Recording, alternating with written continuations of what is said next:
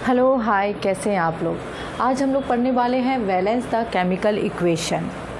अब ये देखना है कि केमिकल इक्वेशन को बैलेंस करने की ज़रूरत क्यों पड़ती है। तो आप लोग क्लास 9th में पढ़े हैं law of conservation of mass. उसी रूल्स को हम लोग सेटिस्फाई करने के लिए केमिकल इक्वेशन को बैलेंस करते हैं, क्योंकि उस रूल्स के हिसाब से, उस लॉ के हिसाब से ये होना है कि मास को ना तो हम लोग रिक्रिएट कर सकते हैं और ना ही हम लोग डिस्ट्रॉय कर सकते हैं। तो फिर यहाँ पर भी जितने भी एलिमेंट्स हैं उसके एटम्स रिएक्टेंट साइड में और प्रोडक्ट साइड में इक्वल होने चाहिए। तो आइए हम लोग एग्जाम्पल के थ्रू समझते हैं इस चीज़ को कि कैसे केमिकल इक्वेशन को बैलेंस किया जाता है। यहाँ पर मैं दो तरीके से आप लोगों को बताऊंगी और बहुत ही आसान है। ध्यान से अगर आप लोग सुनते हैं, समझते हैं तो ईजिली आप इसको समझ जाइएगा। चलिए देखते हैं। आयरन लेंगे और इसको हम लोग स्टीम से रिएक्ट करवाएंगे। स्टीम से रिएक्ट करवाएंगे तो ये बनाएगा Fe3O4 प्लस H2। यहाँ पे हम लोगों का ये मुद्दा नहीं है कि ये किस चीज़ से रिएक्ट करके क्या बना रहा है। अभी हम लोगों को समझना ये है कि केमिकल इक्वेशन को बैलेंस कैसे किया जाता है। चलिए करते हैं। एक जो तरीका है उसको पहले हम लोग समझते हैं, फिर दूसरे मेथड से भी हम लोग इसको समझ लेंगे। चलिए फर्स्ट मेथड, यहाँ पे हम लोग एलिमेंट्स ले लेंगे, रिएक्टेंट्स, देन प्रोडक्ट। आप सबको पता है कि ये जो है रिएक्टेंट है और राइट हैंड साइड में जो है वो क्या है, प्रोडक्ट है। चलिए एलिमेंट में जो जो एलिमेंट है वो लिख देंगे हम लोग, आयरन, हाइड्रोजन और ऑक्सीजन। यहाँ पर भी आयरन, हाइड्रोजन और ऑक्सीजन, आयरन, हाइड्रोजन और ऑक्सीजन। चलिए देखते हैं रिएक्टेंट साइड में हाइड्रोजन कितना है, एक है। प्रोडक्ट साइड में रिएक्टेंट साइड में आयरन, हाइड्रोजन है, आयरन कितना है 1 और प्रोडक्ट साइड में कितना है 3। रिएक्टेंट साइड में हाइड्रोजन कितना है 2, प्रोडक्ट साइड में हाइड्रोजन कितना है 2। रिएक्टेंट साइड में ऑक्सीजन कितना है 1 और प्रोडक्ट साइड में कितना है 4। चलिए अब हम लोगों को क्या करना है, रिएक्टेंट साइड और प्रोडक्ट साइड में जितने भी एलिमेंट्स के एटम्स हैं वह इक्वल होना चाहिए। चलिए देख लेते हैं। यहाँ पे 1 आयरन है लेकिन यहाँ पर कितना है 3, तो रिएक्टेंट साइड में 3 करना है तो हम लोग क्या करेंगे, इसको 3 से मल्टीप्लाई। चलिए किस साइड में किए, रिएक्टेंट साइड में मल्टीप्लाई किया है तो रिएक्टेंट साइड में 3 से मल्टीप्लाई कर दिए। चलिए आगे देखते हैं।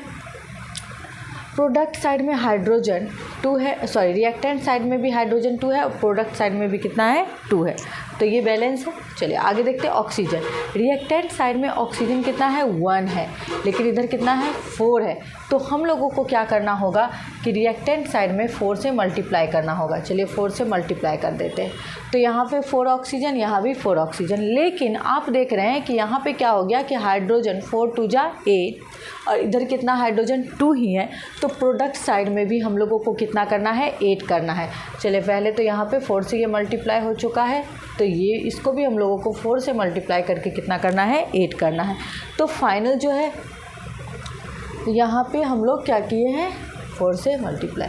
चलिए इस तरह से हमारा केमिकल इक्वेशन क्या हो गया, बैलेंस हो गया है। चलिए आगे हम लोग जो है दूसरा मेथड से भी देख लेते हैं। ये तो हम लोगों का फर्स्ट मेथड था।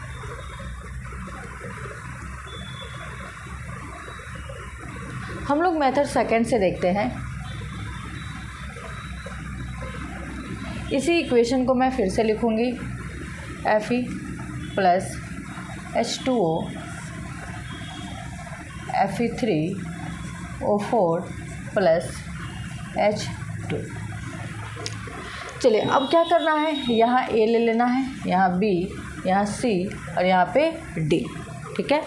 चलिए आयरन कितना है 1 है तो A इक्वल्स टू, अब यहाँ भी आयरन देखना, आयरन इधर, तो यहाँ कितना है 3C, तो हम लोग लिख लिए 3C। चलिए बी हाइड्रोजन के लिए देखिए हाइड्रोजन कितना है 2b, 2b हाइड्रोजन इधर भी देखेंगे, यहाँ हाइड्रोजन कितना है 2d, 2d। चलिए ऑक्सीजन अब देख लेते हैं, ऑक्सीजन कितना है b, यहाँ ऑक्सीजन कितना है 4c, 4c। अब हम लोगों को क्या करना होगा, इसमें से किसी एक को मानना पड़ेगा, ठीक है। चलिए मान लेते हैं हम लोग c इक्वल्स टू ले लेते हैं, let c equals to 1, okay. तो अब यहाँ पे रख देंगे a equals to 3 into c की जगह कितना हो जाएगा 1, तो a का वैल्यू कितना आ गया 3। चलिए b 4c, 4 इंटू कितना है c का वैल्यू 1, तो आ गया 4। चलिए अब इसमें रख देते हैं 2b equals to 2d, b का वैल्यू हम लोगों को आ चुका है 4, तो 2 इंटू 4 इक्वल्स टू 2d, तो यहाँ से हम लोगों के पास आ जाएगा d equals to 4। Final equation जो आ जाएगा वह क्या हो गया, देख लीजिए हम लोगों के पास आया है a इक्वल्स टू कितना 3, b equals to 4, c equals to 1 और d इक्वल्स टू कितना है 4। अब आप वैल्यू रख दीजिए, तो वैल्यू रखेंगे तो यहाँ से हो जाएगा कितना, क्या होगा 3Fe प्लस b का वैल्यू 4H2O, c का वैल्यू 1, तो Fe3O4 प्लस d का वैल्यू 4 है, तो 4H2। देख लीजिए ये और ये इसमें कोई डिफरेंस है, नहीं है डिफरेंस। तो इस दो मेथड से हम लोग क्या कर सकते हैं, केमिकल इक्वेशन को बैलेंस कर सकते हैं। आप और भी एग्जाम्पल से इसको समझ सकते हैं। मैं ये एग्जाम्पल रब करती हूँ, फिर एक एग्जाम्पल देती हूँ, उसको आप लोग करके देखिए, फिर हम लोग देखेंगे उसको।